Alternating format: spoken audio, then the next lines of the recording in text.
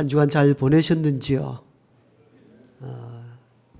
평안하고 평탄한 길을 걷는 분도 계셨겠지만 또 힘들고 어려운 한 주간을 보내다 오신 분들도 있을 것입니다. 주님의 풍성한 위로와 은혜가 여러분에게 임하기를 축복합니다. 살아가면서 크고 작은 시험과 환난을 겪을 때가 있죠. 한국의 대표적인 작가 가운데 한 분이신 박완서 소설가는 어느 날 갑자기 아들을 잃고 큰 슬픔 가운데 빠져서 그 고통을 풀어내기 위하여 한 줄 한 줄 매일매일 일기를 쓰기 시작했습니다. 그 일기집을 모아다가 출판사에서 책을 낸 것이 2004년도인가 한 말씀만 하소서. 하나님께 부르짖는 호소의 제목을 담았습니다. 그는 독실한 가톨릭 신자였거든요. 하나님 한 말씀만 해주시면 좋겠다는 것입니다. 그 일기 가운데 어느 날 쓴 내용입니다. 아들이 원태인 것 같아요. 원태야, 원태야, 우리 원태야, 내 아들아, 이 세상에 네가 없다니 그게 정말이냐? 하나님도 너무하십니다. 그 아이는 이 세상에 태어난 지 25년 5개월밖에 안 됐습니다. 잔병 한 번 치른 적 없고 청동기처럼 단단한 다리와 매달리고 싶은 든든한 어깨와 짙은 눈썹과 오똑한 코와 익사를 잘 부리는 입을 가진 준수한 청년입니다. 그 아이는 또 앞으로 할 일이 많은 젊은 의사입니다. 그 아이를 데려가시다니요. 하나님, 당신도 실수를 하시는군요. 그런 하나님은 하나님이 아니지요. 그때 아들이 서울 의대 인턴 중에 있을 때에 교통사고로 딸이 내치고 막내가 아들인데 이 아들이 죽음을 맞이한 겁니다. 어떤 일기장에 보면은 하루 종일 술을 먹고 취한 자기 아픔을 토로한 내용도 기록되어 있더라고요. 자식을 잃은 아픔을 우리가 어떻게 인지할 수 있겠습니까? 상상할 수가 없는 것이지요. 고사성어 중에 단장지혜라는 것이 있죠. 아시는 분들도 많을 겁니다. 단장 이렇게 하면은 끊어질 단자에 창자장입니다. 즉 창자가 끊어질 정도의 애통함, 고난을 이야기할 때 쓰는 고사성어가 단장지혜인데 단장지혜는 그냥 나온 것이 아니고 이런 유래가 있습니다. 진나라 장수였던 한온이 청나라 침공하기 위하여 배를 타고 군사가 이동합니다. 양쯔강을 거슬러 올라가는데 한 병사가 강기슭에 있는 어린 원숭이 한 마리를 잡았습니다. 그런데 배가 양쯔강으로 거슬러 올라가는 동안 무려 100미길을 어미원숭이가 육지로 계속 따라옵니다. 강폭이 좁아지고 육지에서 배로 옮길 수 있는 순간이 오자 어미원숭이가 죽은 아기 원숭이를 찾기 위해서 배로 풀쑥 뛰어오릅니다. 그런데 올라타자마자 어미원숭이가 그 자리에서 죽고 맙니다. 이를 이상히 여긴 한 병사가 어미원숭이의 배를 갈라보았더니 창자가 마디마디 끊어져 있는 것을 보게 됩니다. 진나라 장수 한온이 이 아기 원숭이를 잡은 병사를 매질하여 쫓아내 버립니다. 여기서 나온 고사성어가 단장지혜라고 합니다. 창자가 끊어질 정도의 아픔. 단장 이렇게 하면 우리가 떠오르는 노래가 있죠. 단장의 미아리 고개. 1956년도에 곡이 발표되었는데 전쟁이 일어나게 되고 북한의 인민군들이 유엔군이 들어오므로 퇴각하기 시작합니다.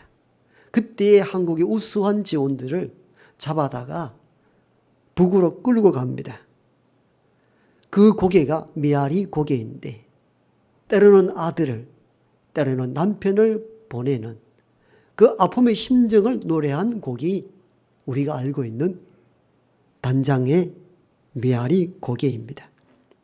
창자가 끊어질 정도의 아픔. 일부 예배 때 이 예배를 드리고 인사를 나누는데 어떤 교우가 평상시하고 달리 제 손을 꼭 잡고 가시는 겁니다. 왜 이러시지? 매주 이러지 않았는데 목양실에 가서 가만히 생각해 보니까 제 손을 잡았던 그분은 두 아들이 있었는데 한 아들이 대학 수련회 갔다가 사고사로 아들을 잃었던 어머니였습니다. 왜 그분이 제 손을 잡았는지 이해가 됐습니다. 단장의 아픔이었던 것이죠. 창자가 끊어질 정도의 아픔을 경험했던 것이죠. 오늘 우리가 읽은 창세기 22장은 창자가 끊어질 정도의 아픈 시험이 다가옵니다. 하나님께서 아브라함아 100세에 낳은 너 아들 이삭을 제물로 바치라는 것입니다. 이게 단장 지혜인 것이죠. 창자가 끊어질 정도의 애통함이 아니었겠습니까? 우리가 생각하기로 그냥 덜렁 내주었다 이렇게 말할 수 없습니다. 어떤 의미에서는 늙은 나를 공양으로 삼으실 것이지 어떻게 100세에 낳은 이 아들을 달라 하십니까? 이 고통인 것이죠. 하나님은 왜 인간에게 이런 혹독한 시험을 하시는 것인지 하나님이 시험에 대하여 깊은 생각을 다시 하게 됩니다. 그러면서 하나님의 시험은 때로 모든 게 평화롭고 모든 신앙이 갖춰질 때에도 다가온다는 것입니다. 이게 하나님의 시험의 방편이시기도 하십니다. 오늘 1절은 이렇게 시작이 되죠. 그 일 후에 하나님이 아브라함을 시험하사 그 일 후, 그 일이 무엇입니까?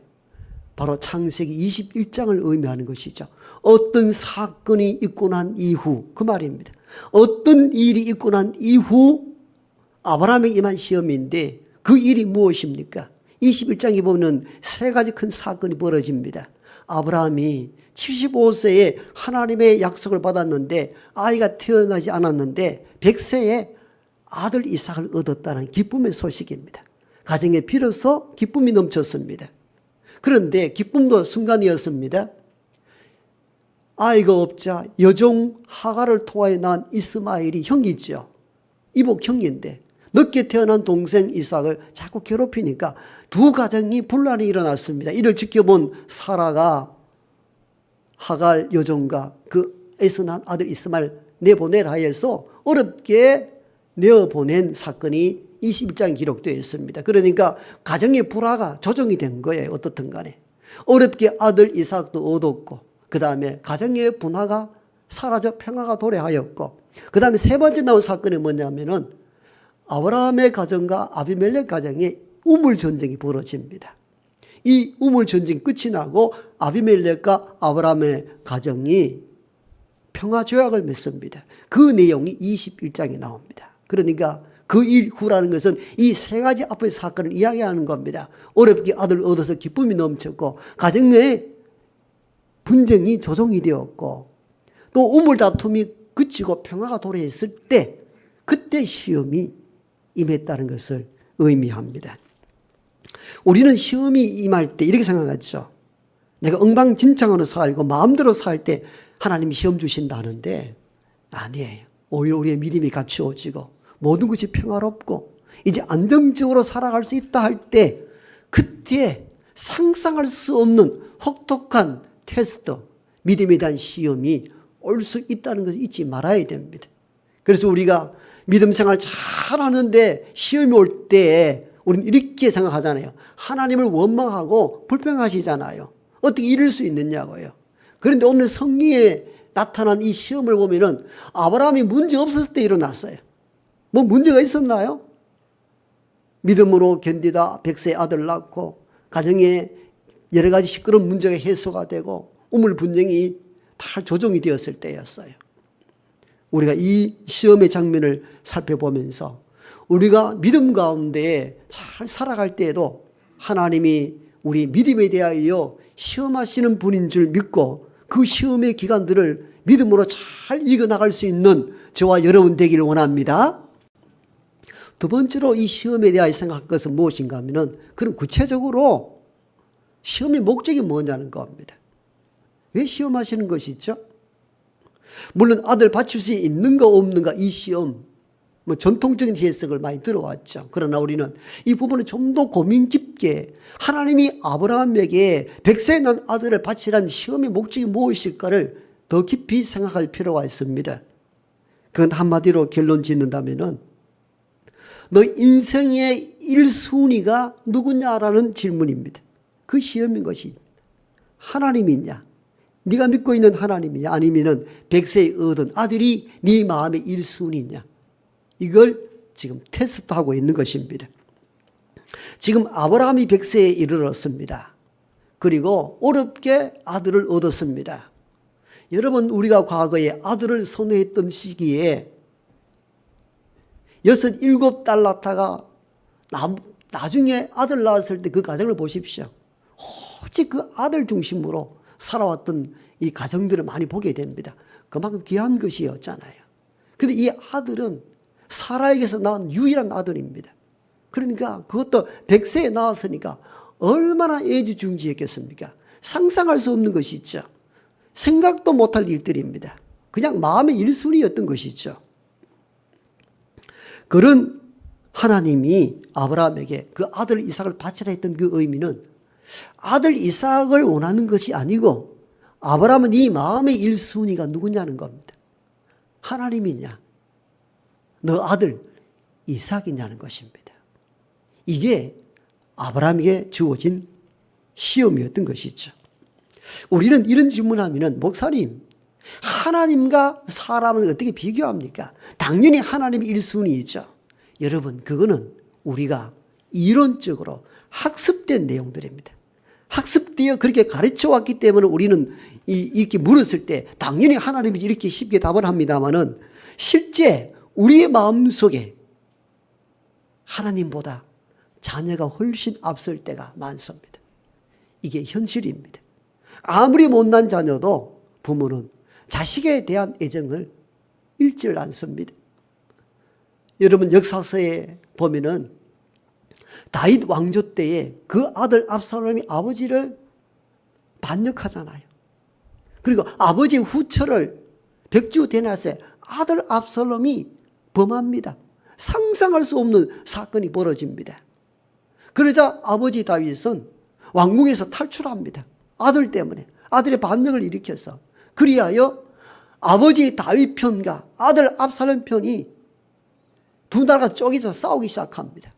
그런데 이때 아버지 다윗은 도망 중에 있으면서 전쟁터 나가는 장수들에게 이렇게 부탁합니다. 전쟁은 꼭 이기되 내 아들 압살롬은 살살 다뤄달라는 겁니다. 우리 시기를 보면 뭐 웃자란 말입니까 이거를. 전쟁은 이기게 하는데 압살롬은 살살 다루라는 것입니다. 어떻게 하라는 겁니까?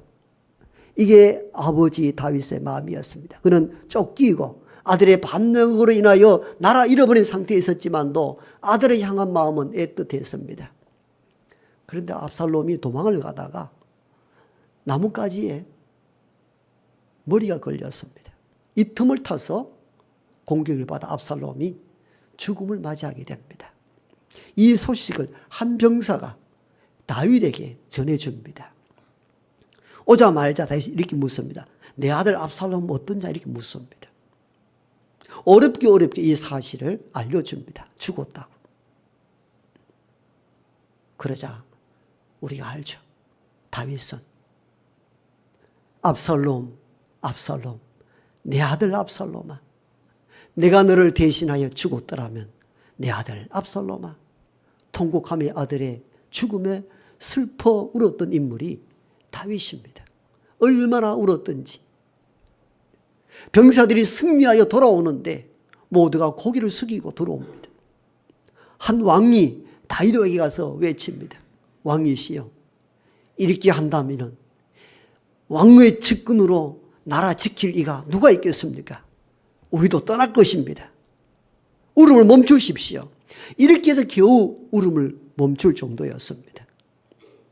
이성적으로 이해가 안 되는 부분들이잖아요. 죽고 사느냐, 나라가 서느냐 마느냐 있는데 다윗의 마음은 달랐습니다. 이걸 부모의 심정으로 생각한다면 이해가 되죠. 이성적으로는 불가능합니다. 즉 부모의 마음은 이성적으로 해석이 불가능합니다.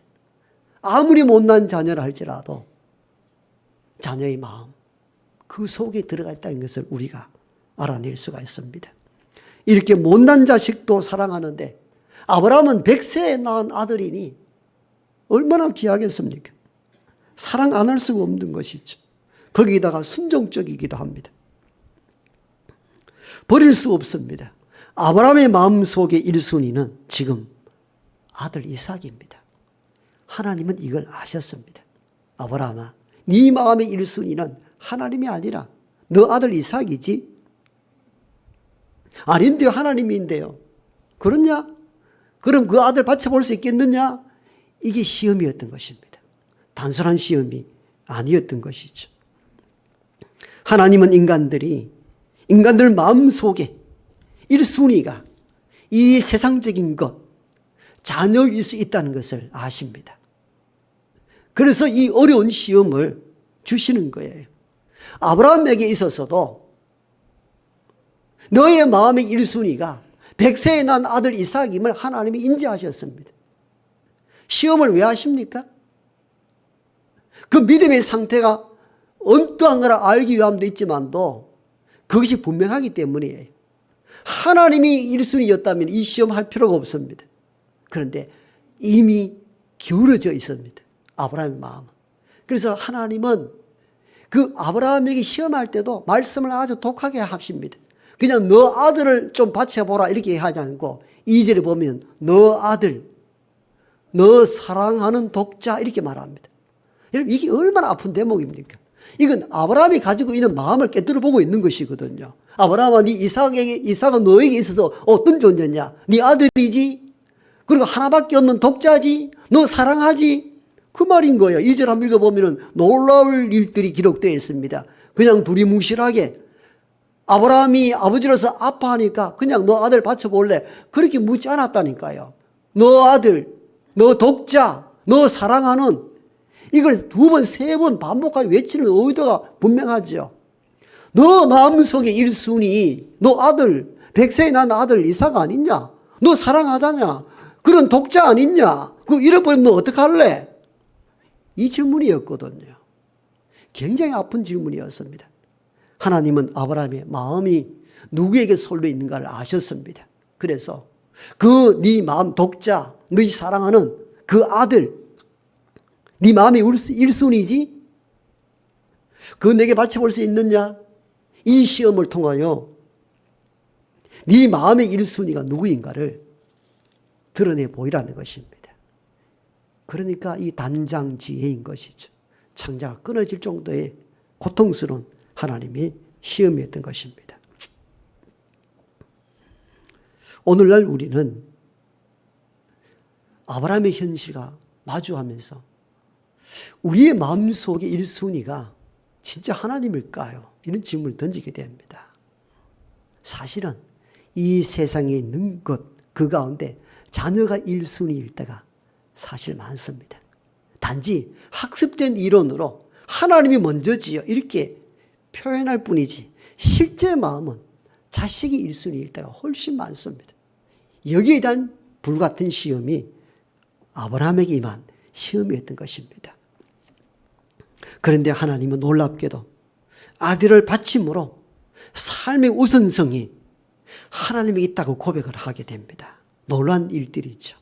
물론 하나님이 그 아들 죽기까지 버려두진 않았지만도 마지막 칼을 드는 순간까지 하나님을 기다렸다가 됐다고.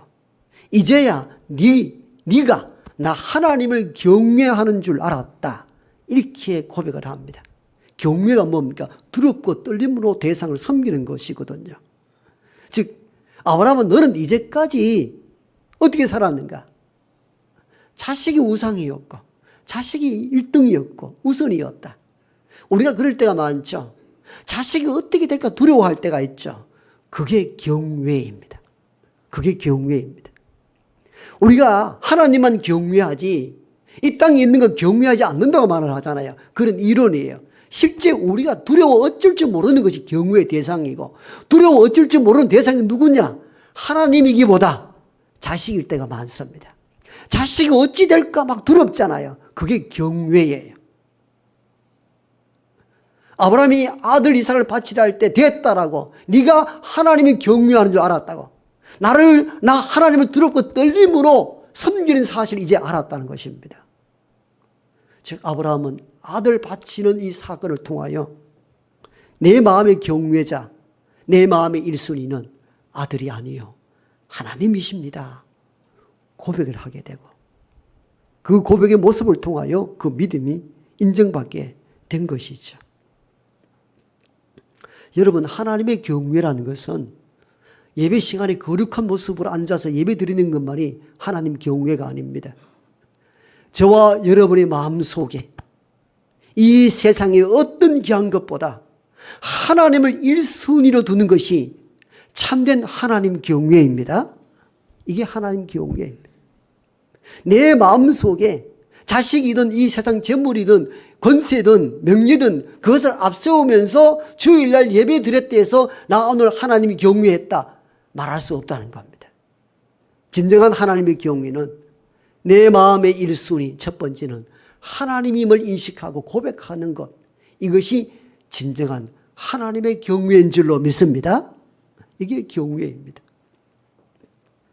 저는 이 본문을 다시 읽고 다시 해석하면서 여기까지 이르다가 이런 질문을 하게 되었습니다. 하나님 경외 알겠습니다. 하나님 마음에 우선성을 두는 건 맞습니다. 이해합니다. 그런데 부모가 자식을 1순위로 두고 사랑하는 게 그래 잘못입니까? 이 질문이 자꾸 내 안에 드는 거예요. 그게 뭐 그리 잘못되었습니까? 하나님 우리를 사랑하듯이 우리가 낳은 자녀를 마음의 우선순위로 두고 그 아이가 어떻게 될까 늘 노심차사하는 부모의 마음 사랑 그게 그렇게 잘못입니까? 그걸 꼭 그렇게 빼앗아 가야 될 일입니까? 이런 질문이 확 드는 거예요. 제가 좀 반발심이 강하거든요. 꼭 그래야 합니까?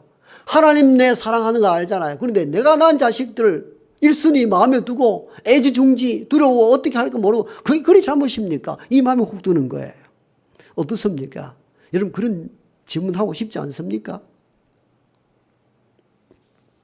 한창 실험을 하다가 다시 깨달음이 왔습니다.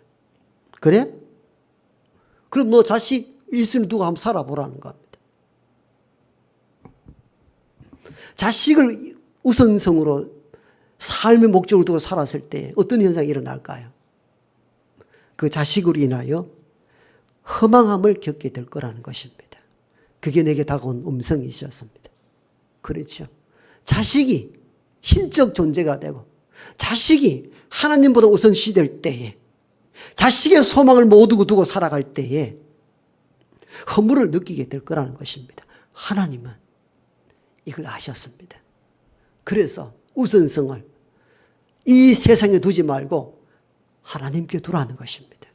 그건 하나님의 이기심이나 질투가 아니라 우리를 향한 하나님의 자비요 은혜인 것입니다. 그 순서를 바로 정해야 네가 참된 행복을 누릴 거라는 것입니다. 자식은 사랑의 대상이지 믿음과 우상의 대상은 아님을 알아야 합니다. 우리가 애지중지하여 하나님보다 더 숭상하며 자녀를 위하여 일생 살았던 분들이 대부분은 허물을 느꼈다고 이야기합니다. 자식을 미워하라는 얘기 아닙니다. 오해하지 마십시오. 자식을 신적 존재로 우상화했을 때 오는 것은 피폐함, 허무입니다. 순서를 바꾸라는 것입니다. 자녀를 사랑하되 하나님 자리에 오를 만큼 그렇게 하지 말라는 것입니다. 저와 여러분의 1순위, 마음의 우선성은 창조주 하나님이셔야 합니다. 이 순서가 어긋났을 때에 행복할 것 같아 보이는데 행복하지 않다는 것입니다. 이삭, 아브라함아, 너 100세의 아들 이삭 어쩔 줄 모르지. 그것이 네 우상이 되었을 때에 네 논리는 더 피폐해질 거라는 것입니다. 네 마음의 우선성, 네 아들이 가 있다는 것을 내가 안다. 근데 이 불같은 시험을 통하여 무엇이 네 삶의 우선인지를 새로 정하라는 것입니다. 그래야 평탄할 것이며 가정이 온전해질 것이고 행복이 거기서 나온다는 것을 말씀하시는 불같은 시험인 것이죠. 여러분, 저와 여러분 삶 속에 하나님을 우선적으로 준다고 얘기하지만도 다시 말씀하거니와 그건 학습된 이론일 때가 많습니다. 실제 보이지 않게 제 마음을, 여러분 마음을 움직이는 근본 우선성은 어디에 있습니까? 자녀일 때가 많습니다. 자녀가 많습니다. 다시 말씀드립니다. 자녀를 버리라, 포기하라는 말이 아닙니다. 자녀를 사랑하십시오. 그러나 신적 존재로 우상화처럼 해서는 안 된다는 겁니다. 그건 모두를 피폐하게 만들어버릴 것입니다. 우리의 마음속의 우선성은 전능하신 하나님이셔야 됩니다. 이게 우선적으로 가야 됩니다. 이 질서가 무너지면은 다 무너집니다. 다 무너집니다. 여러분, 가정에도 질서가 필요하죠. 그죠? 누가 우선성으로 그 자리에 있어야 되는가? 이 순서와 질서가 필요하듯이 신앙의 체계에 있어서도 이 순서와 질서가 필요합니다. 제일 먼저는 땅을 창조하시고 생명을 보유하시고 저와 여러분의 삶을 인도하시고 먹을 거리를 주시고 생명을 보호하시는 하나님이 저와 여러분의 삶의 1순위여야 합니다. 평생 이걸 잊어서는 안 됩니다. 이 순서가 뒤집혔을 때 저와 여러분의 삶 자체가 뒤집힐 것입니다. 하나님은 이걸 염려하신 거예요.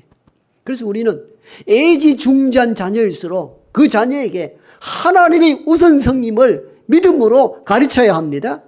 자녀가 우상이 되어서 자녀 위에 모든 올인하고 하나님의 후순위를 미루고 믿음 없이 살아가실 때 오는 그 비참함이 얼마나 큰가를 깨닫는 저와 여러분 되기를 원합니다. 제가 많은 신방을 다니면서 느낀 것이 그것이었어요. 아, 이거 공부를 잘하고 잘 해서 자, 믿음은 나중에 지게 되겠다고 판단했는데 나중 되니까 돌아오질 않더라는 거예요. 아들을 우상화 삼았을 때, 딸을 우상화 삼았을 때 오는 그 비극이 얼마나 큰가를 아셔야 됩니다. 하나님은 이걸 교정해 주고 싶었던 거예요. 하나님을 삶의 우선으로 두라는 겁니다. 이 질서가 무너질 때에 네가 더 힘들어질 거라는 것을 아신 하나님께서 아브라함을 통하여 이 시험을 통하여 극복하기를 원했던 것입니다. 오늘 이 말씀을 통하여 저와 여러분이 살아가는 매 순간순간마다 이 마음에 두었던 세상적인 것을 비우고 하나님을 마음의 우선순위로 두는 복된 삶을 살아가는 우리 모두가 되기를 소망합니다. 아버지 하나님,